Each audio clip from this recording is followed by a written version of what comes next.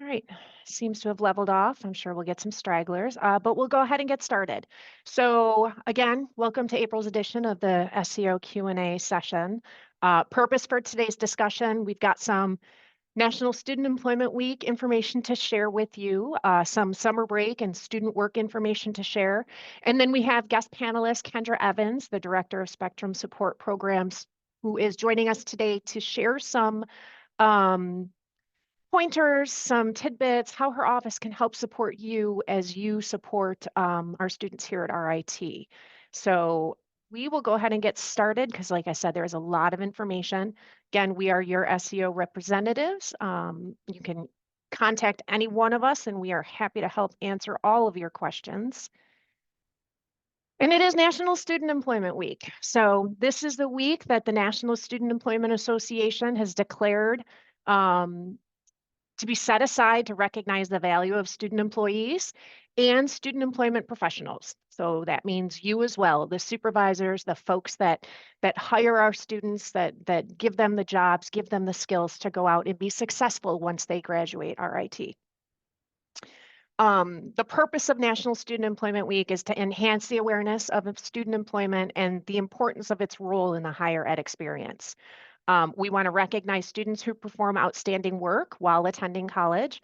And again, to thank you as the employer for participating in their success and making the student employment program here at RIT such a success. We have one of the largest employment programs in the country, the largest in the Northeast region. So we're very proud of the employment program we have here and the number of students that work for us. So what do we want you to do? We want you to celebrate. Celebrate your students no matter what your budget is. It doesn't need to cost you a lot of money. Create a banner in your office, grab a card, print one off the computer and have it signed by all your faculty and staff just to say thank you to your students for all of the hard work that they do. I have gotten a couple pictures here and there from some of our celebrations across campus. One of these pictures, I apologize, it was really bad, but I snapped it while I was heading into the field house the other day, that they're closing this Saturday to have a celebration for their student employees. We had a really nice luncheon, and then here in the student employment office, we provided our students with half moon cookies to kind of honor the eclipse, and a nice thank you card just to thank them for everything that they've done. Student employees working during the summer. Surprisingly, it is coming fast, faster than I think any of us expected it. So when can your students begin working extra hours? It really depends on the student. It's not going to be the same date for every single student. Your students can begin working extra hours after classes have ended, once they have finished all of their academic requirements. So all of their final exams are done, all of their projects are turned in, all of their papers have been turned in, they have no more academic requirements for this semester, then they can start working extra hours. So it could be, reading day for some students if they have nothing due after the last day of classes, or it could be the last day of exams for other students. Make sure you talk to your students and find out, individually, when are they available. Remote work, the remote work guidelines are available on our website. Per the remote work guidelines, students can work remotely outside of New York State or in New York City for up to 30 calendar days. After that 30 days, they have to cease working until they return to RIT. So if you're hoping to have your student finish up some projects, extend their employment into the summer when they leave RIT for the semester, you can have them do so for up to 30 calendar days. After that date, they do need to cease working. And for that 30-day period, you do not need to report that location to us. So I just want to touch base on this really quick. We have some compliance pieces that are going to be pieces of a puzzle being put together coming down in the next couple weeks. We have some big projects coming up, specifically this Workday project that's coming up. It is going to require student employment and payroll to work together to become more compliant on some pieces of the employment process. So a lot of more information will come down the pipeline in the next couple weeks, but we wanted to just kind of give you a high level overview of what you're going to be seeing over the next couple weeks and into the summer, and what it might mean for you as a supervisor who hires students. So in order to become more compliant with the students that we have currently working, who we have on payroll, time cards that we have out there, um, we do need to put some tasks in place to remove student jobs that are no longer being worked. So what we anticipate doing and what we plan to do is, as we head into summer, we're going to announce the date at a later time, but there will be a date where we have to end date all student employees who don't have an end date on file. Right now, that tentative date is May 30th, as long as all of everything, all the other puzzle pieces fit into place properly.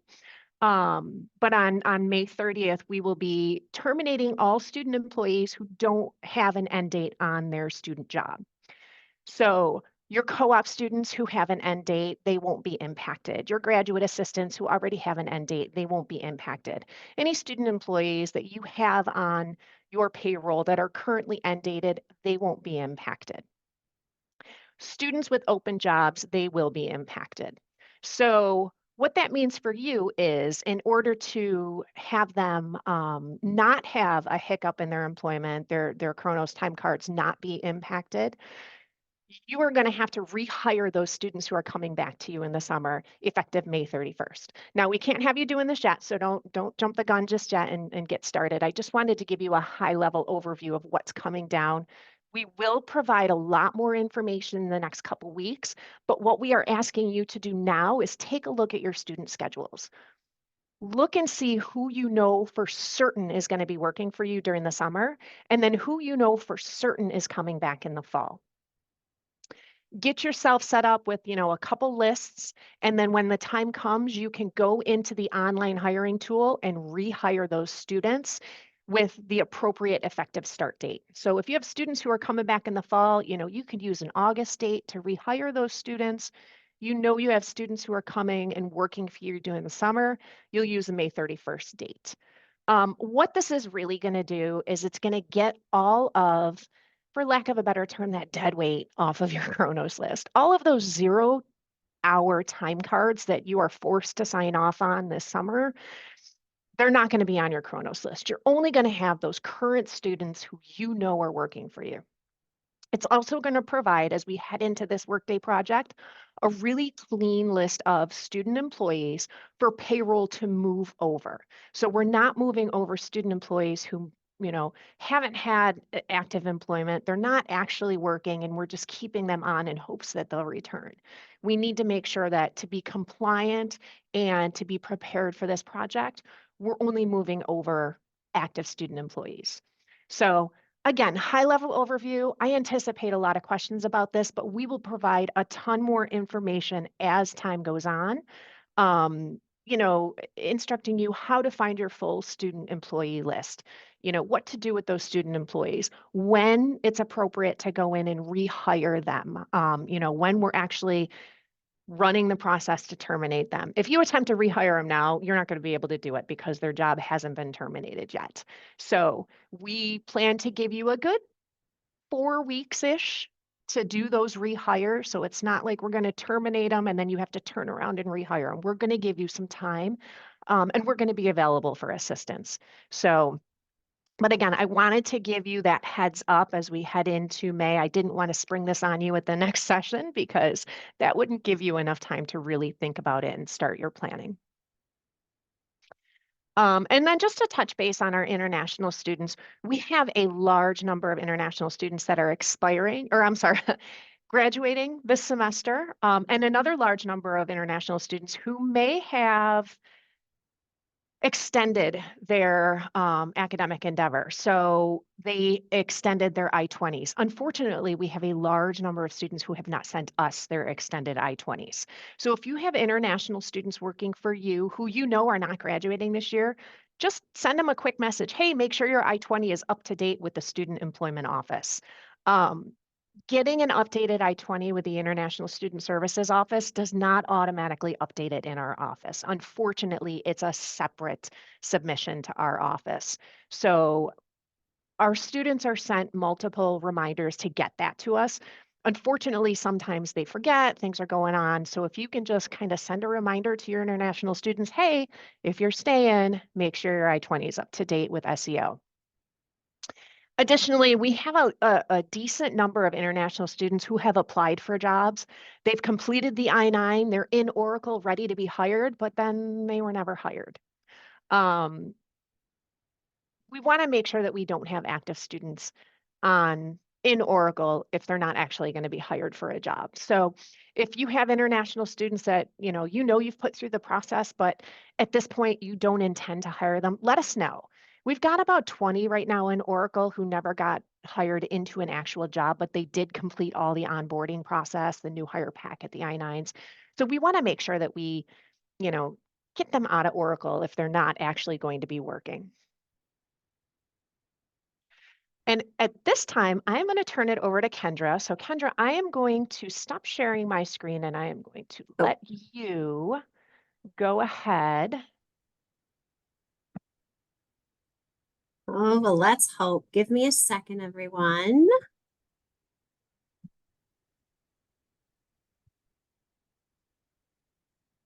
Rachel, can you give me a heads up? Can we see it? So what I see is, no, I see your Zoom landing page. Okay, well, it was up. Give me one more second, everyone. Sure. I apologize. I think now that it's up. How about now? Now I see it. Excellent. Go to this. Come on. All right. So thank you so much for having me today. I have a very long slide deck that I've already shared with Rachel. I'm not in the habit of reading slides to you. So if there's something you want me to go back to or something you have additional questions beyond our Q&A session, I'm happy for Rachel to share this with anyone who asks for it. And I'm also here for a consult. What is the challenge that's happening right now? Just a little background information. The Spectrum Support Program was started here at RIT in 2008. Fast forward to 2023, and you can see the incidence of autism has increased. You can also see these other kind of scary statistics that turn our tigers into unfortunate statistics. And so thank you so much for employing our students who got here of their own merit, like everybody else. But we definitely need to work on different approaches. That doesn't mean deficit, that just means different. And my team is here to help with that. In terms of the need on campus, just a really quick update that the Student Affairs Department, they did a survey of undergraduates in the fall term, and of our undergraduates here on campus, 24% identified as being neurodivergent. So whether you realize it or not, the teams that you supervise are already cognitively diverse. You likely have a number of students who work with my office or who identify as being autistic, ADHD, etc. And so this is a very common need, and I'm here to help. So is my team. That's the purpose of this, is to let you know. What is it that we do specifically? We handle 5 areas. Academic planning and career prep are the 2 big dog areas. But honestly, I think all of us on this call probably realize that if we're not handling our self-care, our social connection, and our ability to advocate for our needs, that the other 2, the academics and the career, aren't going to come. So our office works with students one-on-one or in a group model to help navigate those 5 areas. Today, what I hope to go over with everyone is to give us a quick overview, some shared vocabulary, because language matters, and that will help when you're supervising your teams. I'm going to go over some of the common challenges for autistic students. I'm going to speak broadly, but if you've met one autistic person, you've met one autistic person. So everything I say will never apply to everyone. But these are just some things to be on the lookout for. And then specifically, what are those takeaways? I want you to leave here with some tips and tricks to really improve your managerial abilities with these students and to improve their experience overall. So quickly, shared vocabulary. Neurodiverse, that's everybody. We are all different neurotypes. So introvert, extrovert, I'm a visual learner, I'm an auditory learner, I'm a learn by doing kind of person. We're all neurodiverse. That's every group that we're in, including the 60 of us that are on the call right now. Neurotypical refers to the majority neurotype. I would identify as being neurotypical. Neurodivergent are those that identify as autistic. as having ADHD, dyslexia, traumatic brain injury. There's a number of categories that go under that umbrella, but neurodivergent is the term specifically to refer to that population. As I said, we're already working in our neurodiverse teams, and so everything I say really applies to what's already going on. Language matters. I want to tell you, of the students that I serve here on campus, they're all autistic. And the population that chooses to use the identity first model versus the person first model, we're still about 50-50, but the trend here on campus with my students and more broadly is definitely following deaf culture, in that identity or autism is an important part of their identity. And so they typically are using, I'm autistic, I'm an autistic person, rather than a person with autism. I always get asked the question at the end of these, well, what should I do? And what I share is that my office defaults to identity first language, unless a student tells us otherwise. It's like when I introduce myself and I say, hi, I'm Kendra Evans, and I use the pronouns she, her. You might have thought I was a they, them, but you use what I've told you to use. So we honor the individual when that's told to us, but my office will default to identity first language.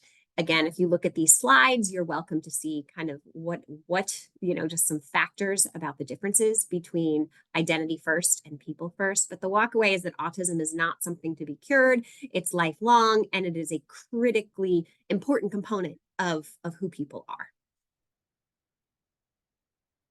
As I said at the beginning, if you've met one person with autism, you've met one person with autism. There are variations. There are some things that you're going to observe that I'm going to go over. And there are some times that you simply won't. Some things that you might notice in your student employees if they are autistic. And I point these out because autism is often characterized as an invisible disability, at least with our autistic students here on campus. And so you might notice things that can make you or coworkers uncomfortable. It's not intended in that manner. It's just the way that my students interact with the environment. I want to point out that autism often comes with co-occurring challenges.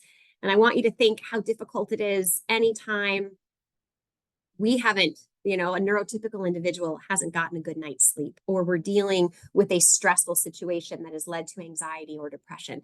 Now imagine that on top of other things. It makes our environment very difficult to navigate. Just a couple quick takeaways for you in the world. The puzzle piece is often associated with autism. Please don't use it. It can be seen as very offensive. Autism is not a puzzle. These are not people who need to be solved or fixed. And so that's the common thread. There's an infinity symbol, and that is what I would urge you to use. Autism speaks within autistic culture. Autistic people are not in support of Autism Speaks, at least not broadly and majority. So please take care in that. They have used some pretty scary advertising campaigns. In fact, there was a a paw print that was recently put up by one of my students asking for some propaganda for Autism Speaks to be taken down. So you could probably refer back to that if you'd like more information, and I'm always here to talk about it. And in general, the concepts of mild autism or high functioning autism are seen as very insulting. This is language that used to be in vogue, right? When I went through my training in my master's degree, Asperger's was still in the DSM manual. Asperger's is no longer used. High functioning is what we were told to say as educators. It's not anymore. Now, kind of at the beginning, whether we use people first or identity first language, different students will call themselves high functioning. But in general, as a neurotypical as a person who's neurotypical, those are phrases to be avoided. Okay, so what are some of the common challenges in the workplace or specifically on the college campus? I talk to my students and what is it that they most worry about is this fear of failure. So what I want to say with this invisible disability with our autistic students here at RIT is that most of them have had really lousy K through 12 experiences, and they are blamed for things that they do differently. They are othered. They are they're constantly feeling like they're not good enough. And so what is their number one fear? It's fear of failure. And they ask that when I do these presentations that I lead with that, because the truth is that nobody fails on purpose. And so if you're running into one of your employees that seems to be struggling, especially if they're one of my autistic students, come for a consult. I'm more than happy to help, because they're honestly probably missing a cue that seems obvious, but it's not obvious to them. Here are the 3 other main reasons that students struggle: sensory sensitivities, social exclusion, and communication differences. And I'm going to take a quick minute just to dig into each of those 3. So sensory sensitivities can hit them on either end. Either there's too much or there's too little. This is an example. I apologize that the formatting seems a little bit off, but basically this is someone having a very big reaction to a fragrance, and a bigger reaction other than, oh, Kendra, your perfume is a little strong. Do you mind if we go to a different location? Could we open a window? Instead of having what might be seen as a proportionate response, students with autism often have a very big reaction. Small problem, small trigger, big response. And this can come in a multitude of ways. It happens in the classroom, it happens socially, it happens in the workplace. It is something that my students tell me, right, they don't want this to happen. If I could not have a big reaction, I absolutely would. And so that is something that, as you might imagine, makes them othered. It makes them not succeed in certain academic or workplace environments. And it's something that they're constantly working on. When a situation like that happens, the goal is always to de-escalate the situation. Not all managers, especially, are trained in how to de-escalate. I like to point out how as we age, right, we're supposed to have lesser and lesser responses to absolutely everything in our environment. Example is, like, if you think of a toddler, hungry, I'm screaming, I'm crying, happy, I'm screaming, I'm thrilled, I'm yelling. Like, everything is really, really big when we're younger, but as we age, society expects us to stay in a little box. And my students haven't got to that box isn't as small yet as what society is comfortable with. And so it's our job as managers and the support staff to help de-escalate, because again, our students would if they could. This is a trigger that they don't have full control over yet. I'm not saying it's okay, but I'm saying it's not intentional, and the goal is always to de-escalate. I, in my brain, think of rest, right? De-escalate. I want you to rest. I want you to remember that they're not doing this on purpose to be a jerk in some way. They're not being childish intentionally to get attention. That's not what's happening here. So just, if they could control their response, they would. It's usually triggered by something that all of us could feel. So you've screwed, gosh, I've messed up. I've messed up in the workplace too, but it's going to be okay. This is a normal feeling. We're going to be okay with it.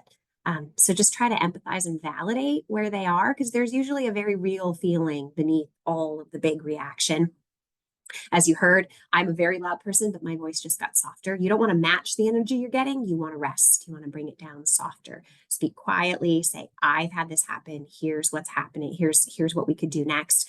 And sometimes if that reaction is so big that perhaps I feel like I'm being yelled at or being treated in a way, I say, I feel uncomfortable right now. I want to help you, but I can't focus on your words because the way you're saying it is too much. So let's take a break and we'll come back at another time. And in general, I always say, you should, even if the person seems to have calmed down in the moment, I don't recommend trying to troubleshoot at that time. The taking a break, having a meeting later or an appointment later, that is, from my experience, best practice. So remember, empathize, speak quietly, take a break, and then come back at a different time when everybody, including myself, including the manager, is calm, so that we can be proactive and problem solving as opposed to reactive and possibly emotional. Because what usually happens if I try to do too much at once is I re-trigger what we were just dealing with. I just need you to know de-escalation should always be the goal. Nobody is doing this on purpose. And the bigger a situation gets, the more uncomfortable it is for everybody in the situation. It's the goal. And here are some of the triggers. That's what this slide is for, is just to show some of the things that can actually unexpectedly trigger students. We don't have time for my case study, but we could do that later if you ever had to problem solve. So the second one would be social exclusion. I've already kind of touched on this, is that my students, primarily from the K-12 experience, often as early as preschool and that first daycare environment, they have been othered. They have been that kid that is, honestly, they walk in thinking that they're the troublemaker because of their emotional dysregulation, because they don't read the cues of everyone else, things that neurotypical individuals get by osmosis, they don't. And that difference between intention and impact, it goes both ways. My students do things with a solidly good intention, but it comes off wrong and it negatively impacts their roommates, their coworkers, their classmates, or vice versa. A neurotypical person is acting with all good intentions, but it's been misread, and therefore it has a negative impact on the student. So those are constantly things that we go over in coaching. And I bring that up because if you have a student that you feel is struggling with any of this, please, please use me and my team as a resource. This is my really quick primer on executive functioning, because students on the autism spectrum typically have some level of executive dysfunction. And what exactly is executive functioning? I've used this this analogy since I was a first grade teacher way. Executive functioning is four main things: space, time, objects, and people. So I use a stop sign, because all of us who are neurotypical, we walk into an environment and we evaluate the space. Where are we? How long are we going to be there? What is in this space and how do I interact with it? And who are the people that are going to be here? And to prove this point, if you think about these three different situations, there's a standard operating procedure for being in an elevator. No one taught it to us. We just figure it out, right? We're not supposed to make eye contact. We're not supposed to talk. We're supposed to move to the farthest away from the door as we possibly can. It's expected. And if anybody does something different, many of us are kind of taken off guard. It's like that in the classroom. It's like that at various social experiences. Neurotypical people always stop and evaluate space-time objects people. We do it unconsciously. Students that struggle with executive functioning do not. And even those of us that are neurotypical and strong in most areas, there are going to be some things that we're better at, like time management. I'm usually very good at time management, not as good at organizing objects in space. Those are things that I am weaker at. That's true for everybody. Oftentimes, my students are weak in all four areas. That's not uncommon. And the last common struggle, communication differences. And this will really get into your hiring and manage autistic workers. We do communicate differently. I know that our goal is always to communicate with respect. That can look and sound a little bit different. And we neurotypicals use implicit communications that we understand the meaning of, that are not often clear to my autistic students: facial expressions, gestures, the intonation, what we do with our eyes when we're talking. Those are all parts of how we communicate that are often lost on our students. And then as a neurotypical, if I've given you all these clues, why aren't you following what I'm telling you? Because truthfully, I'm not actually telling you with my directness. I am expecting you to get like an implication or a nuance based on a different nonverbal form of communication. And that's one of the challenges that breaks down between professors and students, or managers and employees. Here are some things that are really, I would say, easy to think about, not always easy to do, because neurotypicals, we like to beat around the bush. We like to be nuanced in our language. But truthfully, the shorter your sentences, the more explicit you can get. Mostly these are examples like, don't ask a question if what you really mean is a statement. It's not a would you like to. Would you like to come in? It's I need you to, or this is what's expected, to be as direct as possible. And offering alternative ways to communicate. Not everybody communicates in the same way, whether you're introverted or extroverted or autistic or neurotypical.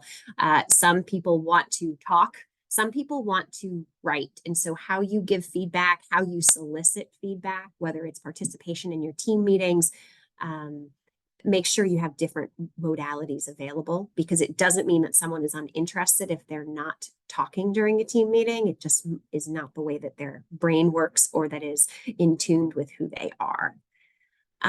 This is very important for basically for every form of communication. So whether you're a manager running a staff meeting, or if you are a professor, or even just working with colleagues, one question at a time. And that is very true when you're working on your interview processes. When you write down those questions, we often like to say 3 or 4 sentences and then stop and wait for the interviewee to answer. For my students, none of us want to unintentionally exclude neurodivergent talent when we're doing our interview process. Make them shorter on purpose. They should be 1 sentence and stop. And then the next sentence with your question. I think the rest of these are self-explanatory, but I'm happy to give examples or go into more during the Q&A session. Universal design. So the purpose of universal design is sometimes things are necessary for one individual in order to access the environment or to bring their authentic self for work. But in reality, everybody can benefit from that. And these are just a couple community examples, right? If we talk about the hybrid work environment, that can be beneficial to any number of people. Caregivers, whether you're caring for a parent or a child, being able to have days at home versus days in the office are super helpful. Hybrid work environments are also excellent for individuals who struggle with anxiety or depression, especially social anxiety. It's also super helpful for people who have mobility challenges with their work environment. So all of these individuals benefit from one particular thing that makes it universal design. The gender neutral bathrooms, again, caregivers, it means anyone of any gender can go in to help either the aging parent, a disabled member of their family, a toddler, a baby. They can all change in the same location. And so these are just some examples. And now as we translate from community into college, these are things that are really important that I talk to professors about. But as a manager, beyond compliance, letting people know upfront that it's okay for them to take breaks, that you will preview what the expectations are in detail. If you can post things online, I give a big talk to professors about it's okay to leave your camera off.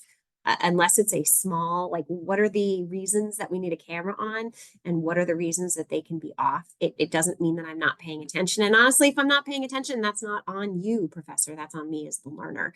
But many times that eye contact is worse on the camera. And so many students will only be able to access your class if you let them keep the camera on. They don't have to have it on all the time. So I don't know how that applies to managers when you're doing your, if you have any team meetings like we're doing right now, but that is a great example. These are things that whether it applies in the workplace or in the classroom, if deadlines can be flexible, if you can give the specific directions in writing via email, that can ultimately help. Headphones, easy way to minimize the sensory sensitivity. KISS is exactly, keep it simple, insert negative word at the end. I say to people to play Captain Obvious because things that seem obvious to neurotypicals are completely missed by my students. And it's not because they're lazy and it's not because they're trying to, it's because it's simply not obvious. It's just not how their brain process. So anything, if there's a problem, I always recommend breaking it down, whatever that happens to be. If they're not dressing appropriately, if they're not showing up on time, if they're leaving early, like, you need to be explicit. Oh, I need you to be here until 4:30 p.m. Oh, well, I finished the work, so I thought I was done, so I was done. Thank you for telling me. You need to be very direct and very simple in your language. Touching. I often, as a mom, as a former elementary school teacher, coming close, doing proximity, maybe putting a finger or a hand on a shoulder, any kind of touch can be very startling. So that is something that I had to change throughout my career. That can actually tend to escalate or make someone very uncomfortable. So to avoid that, especially without consent first. And then lastly, for career readiness, I'm going to go back to that statistic from the very beginning. So 80 to 85% of autistic college graduates are unemployed or underemployed. So thank you to everyone here who has neurodivergent employees on their staff, because you're giving them critical confidence and employment that they need. Why are so many of our college graduates who leave RIT with great GPAs and co-op and all of these things, why are they not being employed? Well, they haven't had these things. And truthfully, the need for manager and team training is huge. To go over the specifics, of what's happening, how to change the hiring process to make things much less biased, right? Unintentionally so, but the bias exists. It's still a very socially nuanced process getting a job these days. And so there are ways to change that. Universal design in the workplace. I recommend, as you're going through, especially listening to the beginning, as you're getting ready to post new jobs, my students often will not apply if they don't feel they have the exact requirements. So if you don't already, if you could go back and change the must-have versus the nice-to-have requirements, that's an easy fix, just as we've read many studies where men are much more likely than women to apply for a job that they are not qualified for or don't meet some of the qualifications. My students will blatantly just rule it out and not take that. Be very explicit in what you are looking for. A best practice in the field for everyone, neurotypical or neurodivergent, is to give those interview questions up front. And anytime I receive pushback from some of the bigger organizations that I consult with, and I guess I didn't give a very good interview, or sorry, I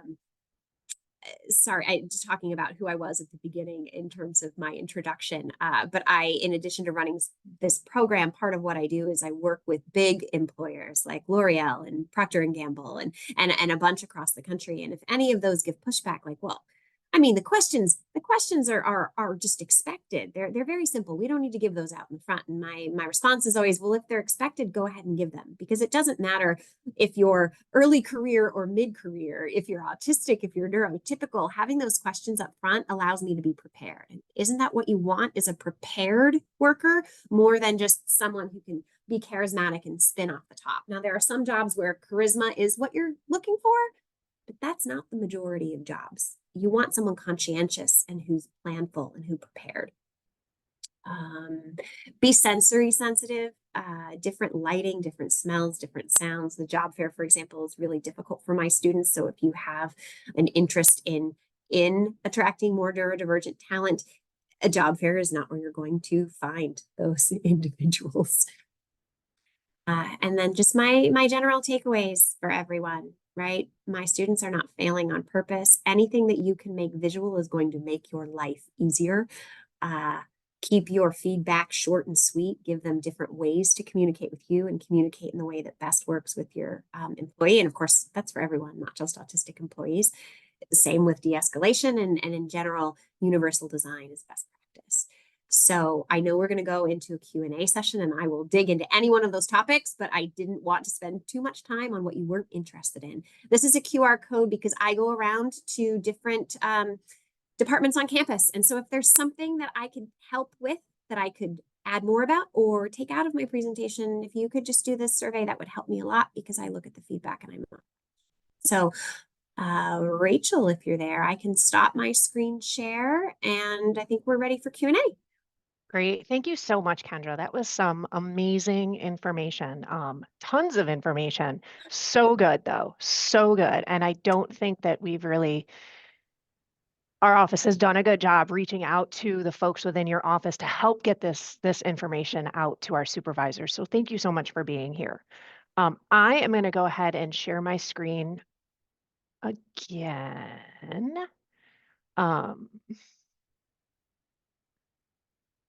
All right, so we had one question come in ahead of time. This one's for us. Max hours that students and international students can work a week during the summer session. Students who are eligible to work during the summer session that are not taking full-time classes can work up to 40 hours a week during the summer. And again, that begins as soon as they are done with all of their academic requirements for spring semester.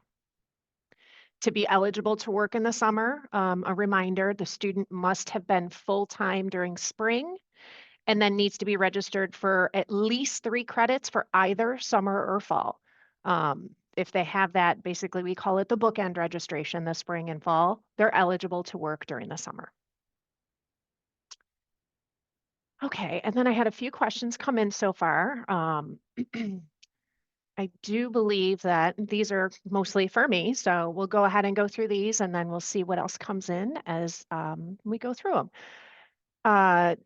Question, do the 30 remote days have to be consecutive days from the first remote day or just counted by every day that they actually clock in? It is 30 consecutive calendar days from that first day of remote work. So if they start working remotely on June 1st, then on June 30th, they have to cease all remote work. It doesn't matter how many days they worked in that 30-day period. After 30 calendar days, they have to cease. Here's a great question. And this is pertaining to the termination that we'll be processing in late May. So prior to this, we have been told to leave the end date blank. All of these students are going to be rehired. There isn't any way to adjust those end dates prior. Currently, we terminate anyone who isn't working, but with students' graduation dates that change, often leaving is blank is what we have been instructed to do up until this point.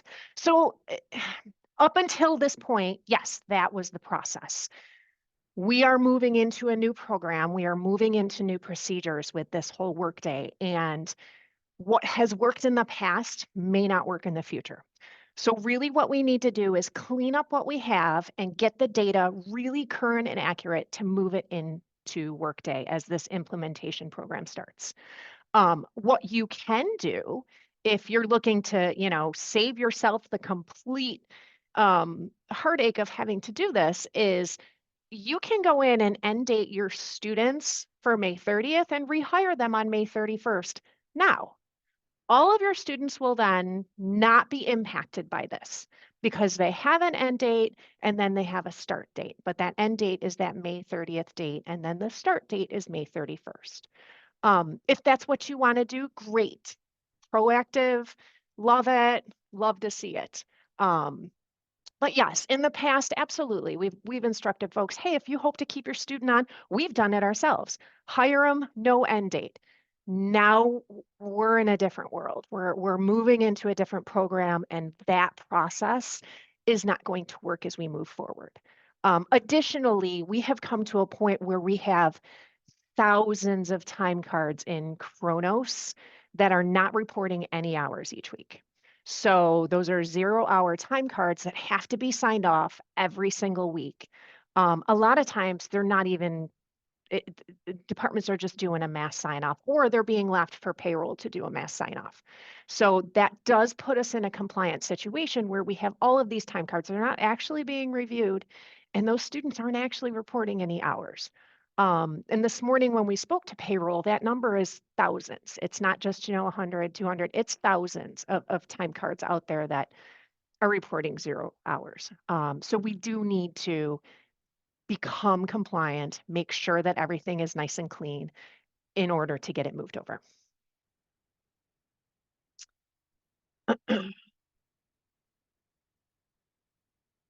Um,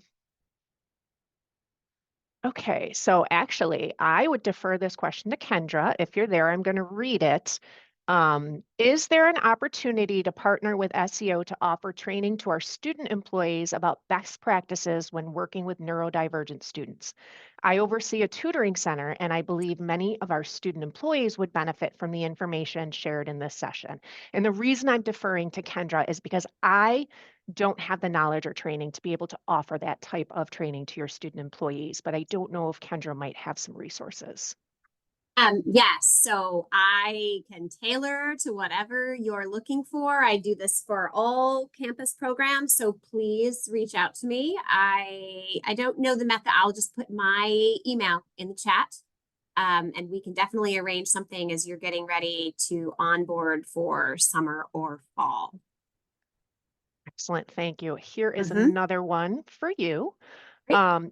If a student self-identifies to a supervisor, what advice do you have for us to encourage them to work with Spectrum Support Center or DSO that doesn't come across as offensive? So I guess my question back would be, why do you want them to work with us? Because the question, right, in this situation, why are they disclosing? Just, hey, I'm Kendra and I'm autistic, because they want you to know? Are they saying, hey, I'm autistic and I struggle with some of the sensory overwhelm? It kind of depends on where that conversation goes. The Disability services, as far as employment here, like disability services offices on campus and student employment are different. Just as when you go into the workplace, it's really what are the accommodations that you can get. So employment accommodations are different than academic accommodations, though they're related. And if you get into a sticky situation, like they ask for something and you're not really sure either what they mean or if you can provide it, or even if they don't ask, they're just like, I'm struggling here and I don't know what to do. What I always say is, oh, well, I have a colleague who actually does employment accommodations here on campus. Would it be all right if we had a meeting with her? And then I would facilitate it that way, where you ask their permission and then you just bring me or my team in. That would be just the upfront. Like, great that a student is self-identifying. In the workplace, I don't think that DSO is going to be the best unless they're asking you as a trusted, mentor on what to do about how their disability is impacting their classes. And that's when I would say, oh, what has DSO already done? Or do you already work with SSP? You can just it depends on the tenor of the conversation. But if they're coming to you, they're likely trusting you and they're probably not offended. So I would just, as I said, say, oh, I have someone that we could pull in to get some strategies here. Would you be open to that? And then just reach right out. And what I always do, again, higher ed best practice is just to have the student included on whatever outreach there might be, and then I can respond in kind. Wonderful. This next one is also for you. Does the student have to say they are autistic? Because you would not know and basically base your hiring decision on how the student interviews. Based on some of the mannerisms, we potentially would not hire for a front desk reception job. So, sorry, I want to break that down. There was a lot in there. There was. Does a student have, no one ever has to disclose to anyone else. That is entirely up to them. Number one, they don't have to. Number two, we don't want to be biased in our hiring practices. So disclosure or not, that's not a reason to rule someone out for a position. And generally, based on some of the, or we could just start to normalize some mannerisms and talk about those things as well. It doesn't always have to be the extroverted populist person at a front desk. Is it really about being able to greet people, give them the information, tell them where they want to go? That's something that, it doesn't necessarily rule out an autistic person. In the workplace, as with any disabilities, a student or the employee can choose what to disclose and when to disclose it and to whom at any different point. So it could be during the interview process to ask for accommodations. It could be after they're hired to ask for accommodations or not. And sometimes disclosure can be on many different levels. It's not going to be, hi, I'm Kendra and I'm autistic. It could be, hi, I'm Kendra and I know that I am most focused and efficient in the morning. I'm hoping that I could have the earlier shift. I didn't tell you why I needed the earlier shift in terms of a diagnosis. I just told you that that's what works best for me. And there are probably other people on the call who are not autistic who would benefit from being able to just be upfront about who they are and where they're going to work best. And that's going to decrease absenteeism kind of across the board. I'm not sure if I effectively answered that question. So if there's more, please put it back in and redirect me. Absolutely. And our folks on the call are not shy about following up if they have further Excellent, questions. please. Yeah. So this next one is actually for me. So moving forward, all students need an end date. Basically, we will just use their graduation date and year. Are all rehires done on the paper form? So moving forward, no, you don't necessarily need to end date every student employee. Really what we're doing right now is this is, a situation where we have to put something in place to get us ready to move to the next step. You don't, if you are going to hire somebody in the fall and you're hoping to keep them on for 4 years and they're active in your department and their time card is active, then there's no reason to end date them, as long as you do term them when they do graduate. Rehires, we are urging everybody to use the online hire tool for the rehires. It's much faster. It's going to get the students back into your Kronos list much faster. You can create templates in the online hiring tool, and just basically reuse each template, change the UID. This is a situation where you wouldn't necessarily have to change the date, the start date, because you know you're rehiring them on May 1st. But again, I do want to urge everybody, we haven't end dated all those folks yet. So please don't go in and start rehiring your students on May 31st because that process hasn't taken place yet. We will keep you updated each step of the way where we are, when this needs to happen, when your actions need to take place. Right now, there is no action you need to do except for take a look at your student employee lists, determine who is actually going to be working for you in the summer, and then who is going to be returning to you in the fall. This one is also for me. Instead of processing 30 plus rehires, am I not able to just set end dates now based on projected graduation dates? Um, yeah, absolutely.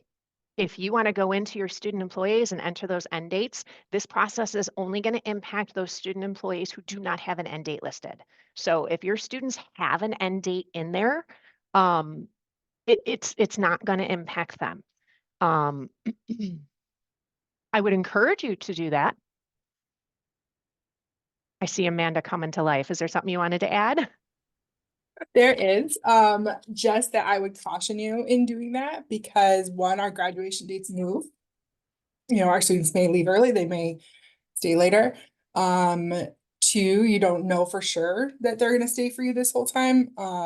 So if you're doing an end date that's way out there, you might forget that it's there. And doing that will take away your ability to do any further online terminations in the future, because once you've set an end date, you can't go in and adjust that. So those are some things to do that. And I would also caution just to be mindful when doing that, because there's departments that for you, those 30 students may be actively working for you this whole time. If you're a department that maybe they're not actively working the whole time, we'd ask that you not do that, because then you're going to have those 0-hour time cards that we're trying to get rid of. So in your case, they may be actively working, it may be appropriate, but that might not be a one fits all solution for other students or for other departments. And that once you put it in there, you can't claw it back. As far as being able to see, what the end date is. And if there's somebody who comes in after you to do that too, they won't be able to see that you put an end date on there, and then the student might just magically fall off in December of 2025. And you don't know why, and nobody can figure out why, and it's because back in April 2024, Ethan added an end date that may or may not be appropriate. So you can, depending on your level of comfort, but I would say if you're going to go through the time and effort of logging into the online system, entering information, I would wait till May when we open up the rehire system and do that so that you have a nice open-ended student instead. Great point, Amanda. I appreciate it. A point from Nikos. He says, I would like to point out that this process will not impact student employee accounts. We would like to remind supervisors to renew and expire accounts appropriately at start.rit.edu and select sponsored accounts. Thank you, Nikos. All right, a lot of information shared today, a lot of really good information, a lot of really helpful information, and some great new resources, thank you, Kendra, that we didn't have before. So I love having this connection. I love being able to share it with all of our supervisors. I do have a couple things in the chat. Let's see.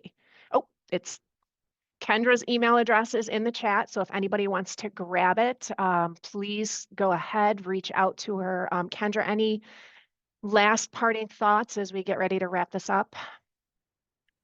Again, I think that it's just the idea that anything that I would suggest doesn't just benefit my students, it'll benefit all employees. And I am 100% available for one-to-one consults or to do something larger for your managers, for your team, or whatever would be useful. We're here on campus, and as I alluded, 24% of our undergraduates are neurodivergent. So this number is only getting bigger, and I'm here to help you, help them have a great experience. Wonderful. Thank you so much for joining us, Kendra. This presentation will be posted on our YouTube channel probably by Monday. So if you have Members of your team that were not able to join us, please share the YouTube throughout your departments so that everybody has the opportunity to get the information. Reach out to Kendra directly if you have any further questions. I do want to thank our interpreters, Carlton and Emilio, for joining us today and providing us their service. As always, you're such a huge part of our sessions. And with that, I saw one more last minute thing come in the Q&A. Any advice for employees who use a diagnosis as an excuse that may not be accurate? That is a deep conversation for our last 2 minutes. I think that my general response would be nobody goes out seeking a diagnosis of autism or anxiety or depression. That's not something that is sought after as a way to get ahead. It's a way to survive. And so that would be my immediate takeaway. I imagine because you're sharing it, this is something that there's a problem that you want to navigate, and I'm happy to go over that one-to-one. But in general, diagnoses are not shared to get out of something. It's in order to have access, right? It's in order to be able to do their best self and have a sense of psychological safety at work. So I think it's great that the diagnosis was shared, and I'm definitely here to consult to help troubleshoot whatever seems to be the problem. Thank you so much. And again, if you have further questions, please don't hesitate to reach out to Kendra for guidance and support. Her and her office is amazing. I know that I reached out last year when I was teaching a 365 class, and your staff was amazing with their support and their suggestions. So thank you to everybody. Hopefully you have a wonderful rest of your day, and we will see everybody on May 8th for our next session. At that time, we'll just kind of talk through graduation and summer employment and probably more of this termination process, I'm sure. But thank you all for joining us, and have a wonderful day.